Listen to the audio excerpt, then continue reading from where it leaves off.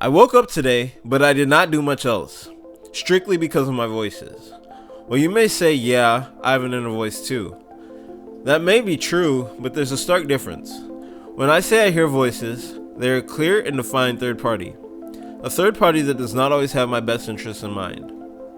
These voices are also known as auditory hallucinations. I'll go into detail about this a little later.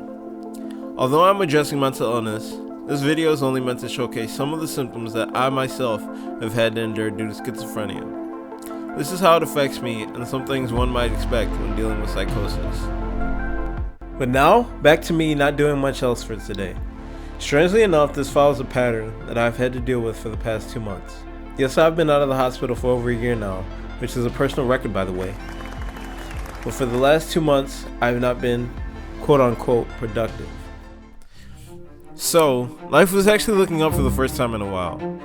I had launched a podcast and mental health website focused on destigmatizing mental illness. In the process, I authored a good amount of articles. I was running 3 miles a day and lifting weights at least twice a week. In terms of coping, my mental health professionals claimed me to be on the right track. So, what happened? Well, actually not much, to be honest with you. Except somehow that third party that only I was aware of hijacked all of my progress. This meant a complete halt to my website work, running, lifting weights, and most of my generally productive behaviors. And before you ask, no, it is not as easy as just doing the opposite of what the voices in my head say. This third party sometimes takes full control of my body. Resistance, quite literally, is futile. This part of illness is very discouraging. I feel like I am constantly playing catch up with my goals. The fact that I'm not meeting my own ambitions says something about me and also about my illness. It says that I am not as well as I would like to be. It says that mental illness is not some made up or fictional cry for help. It says that mental illness is not some boogeyman that does not exist. In all honesty, it makes everything worse because the work just keeps piling and piling and piling and piling up. Believe me, I had dreams too. But the menace behind mental illness strikes fear into even the most diligent of people. I would not wish it upon anyone. It says that this should be a major problem in the discussion of modern day discourse. Additionally, mental illness is comprehensive and far-reaching in its grip. It affects any and everyone it chooses to. This is not just something that affects those around you, as it could even attack you. Backtracking to the topic of auditory hallucinations, in essence, people like me hear voices that don't necessarily have an external source. In my case, these hallucinations go a step further and assume full motor control. Unfortunately, this symptom receives quite a bit of skepticism, even from my mental health professionals. I've included a brief example of this particular symptom here with the typical stimuli and response. Bottom line is this part of mental health is tough. Sadly, I haven't been happy with my current output or overall productivity. This is very much due to the voices, and the reasoning behind my unhappiness is due to something many others have to deal with, the lack of cash. We all know money doesn't equal happiness. However, we also know it sure does help. One piece of advice I always give is don't compare yourself to others. Think about how much and what you need to be satisfied. Comparing yourself to others is ridiculous because we all have such different circumstances. While it's not something that comes easily to everyone, one thing to consider that most overlook is the question, if you were pressed to make $1,000 in the next month, what would you do? The first thing you would probably do is weigh the value of your skills. After doing that, you would most likely think about ways you can possibly monetize that skill. After that, you would put the method to action. However, sometimes marketing skills comes with what one may consider as obstacles. If you are at a loss about finding a source of income, sites like Upwork and Fiverr might help. Sometimes just feeling useful satisfies that longing for more that keeps many from happiness. In my case, psychosis has ceased both my ability to be self-sustaining, i.e. money, and the production of my main outlet for productivity, i.e. my website. To this day, I still have no solution for this particular portion of my illness. I found myself asking questions about my own health. What exactly are the motivations and benefits behind the voices halting of work? The only semblance of a benefit that I've noticed is the lack of a certain side effect. This side effect being ocular gyrate.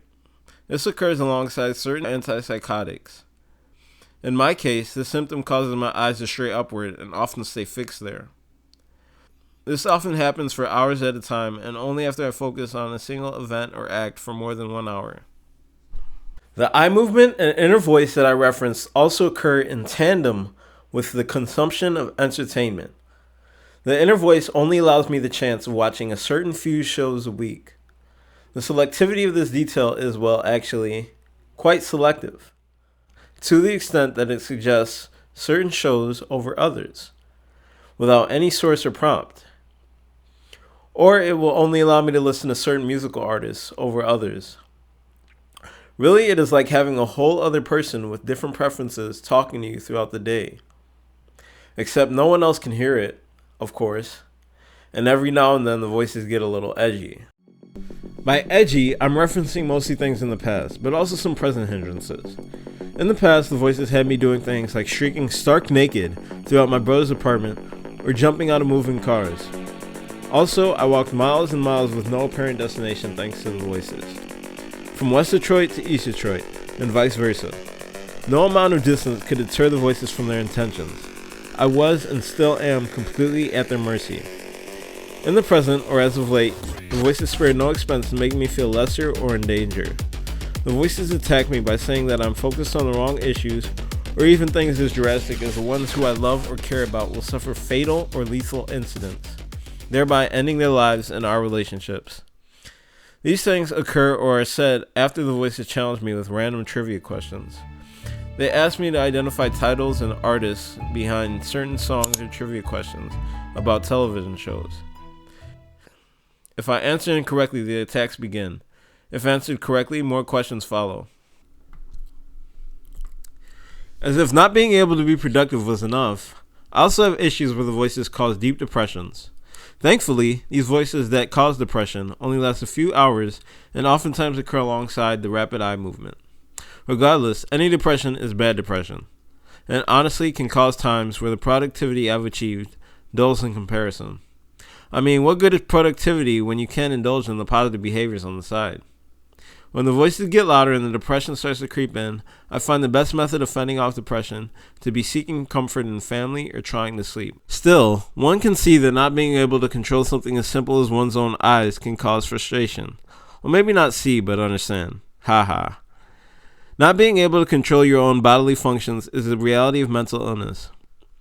I've seen it at the worst ends of the spectrum, and to a lesser extent, even in my own illness. I mean, I've witnessed moments of grown people urinating on themselves in public, and also extreme crying spells in public. Fortunately, my illness at this point registers me at either average or higher functioning. Regardless, what good is function without product? Not much, except for the prospect of staying out of the psych ward. On the topic of inpatient hospitalizations, somehow the effect of psychosis causes lapses in certain parts of my identity and positives in other parts. In the past, I know that I've attempted to work out in hospitals as a means of coping and staying entertained in the hospital. This consisted of sit-ups, push-ups, and simple walking laps around the campus. There I was, likening my inpatient experience to something akin to incarceration. I mean, come on, working out in a psych ward? At least it was one of the few healthy behaviors I engaged in during inpatient. In later hospitalizations, the voices absolutely forbade me from continuing in the process of achieving gains. Another part of my routine that benefited over time during inpatient was my diet. During my earlier hospitalizations, I had to endure what I called the Hunger Game challenges. This caused me to involuntarily abstain from eating certain meals. Later on, however, my diet during hospitalizations fared even better than my outpatient statuses. In terms of negatives, my thought processes were far from beneficial. I refused to take meds as per my voices. My hygiene care through means of things like brushing my teeth fell to the wayside. In short, I was not functioning right. I did not need to compare myself to others to understand that something was not right. In terms of my outpatient experiences, prior to this year outside of the hospital, my life has pretty much been trash. I was in and out of hospitals for almost 10 years, and I was engaging in self-destructive behaviors such as fights and attempting to run away. In terms of my life today, a lot has changed, though I do not have much to show for it. I definitely have established a healthy baseline. I cope with my issues but still suffer a bit from relenting illness. I find it hard to read or do things as easy as flossing. These days I find myself getting out of bed around 12 and wandering around the house for the better part of about 12 hours. Man, do I feel lazy. I just can't seem to get anything done. When I find the time to work, my progress only lasts for short bursts of time, because as I said earlier, working for an hour or longer often causes the eye movement symptom. My mental health professionals have tried tweaking my meds just a bit over the past 2 months. For the eye movement issue, my doctor has adjusted my side effect medicine, Cogentin, with what may have actually worked. I'm kind of hesitant to attribute any improvement to prescribed medicine due to my past. When you've been in and out of hospitals like me, you know better than to believe in some miracle cure. Also, my doctor lessened the Haldol and increased the Clozaril to fight the voices. The major difference here being the lack of productivity. Once again, I don't want to attribute the lack of productivity to the meds, because my psychosis is so random. Still, with all these meds, I'm tired throughout the day, even when I sleep for a long period of time. The fact that I sleep at least 12 hours a day doesn't help.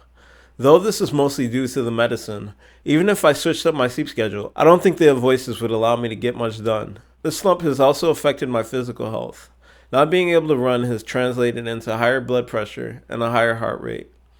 Though physical appearance has managed to stay mostly the same, the voices that I hear also force me to skip certain meals, especially breakfast. This compares terribly to the diet that I follow in hospitals. This brings me to another question. Why are certain meals and foods okay compared to others? The only answer I have arrived at highlights the environment as a culprit, i.e. hospital versus home. One strange way I try to increase my productivity is by actually talking to my voices out loud. This is done usually when the voices are extremely persistent and active. I ask them things like why they are so set on particular bits, such as why this TV show is better than another, or similar strings, etc., etc.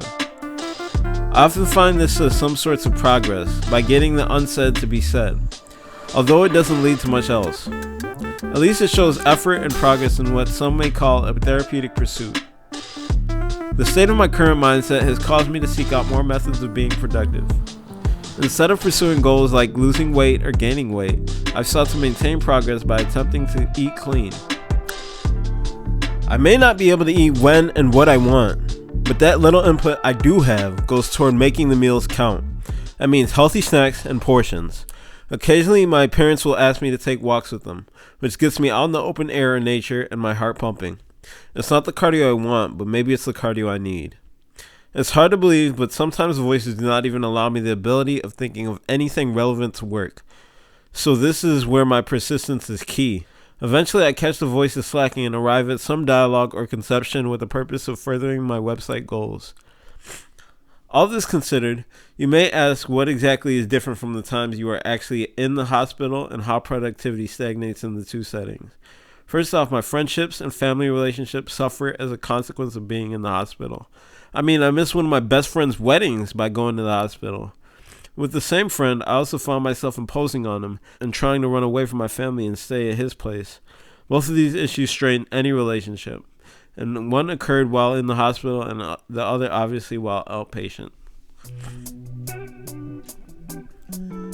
No one knows why it happens, but there are a few things I do know. I for one know it does happen.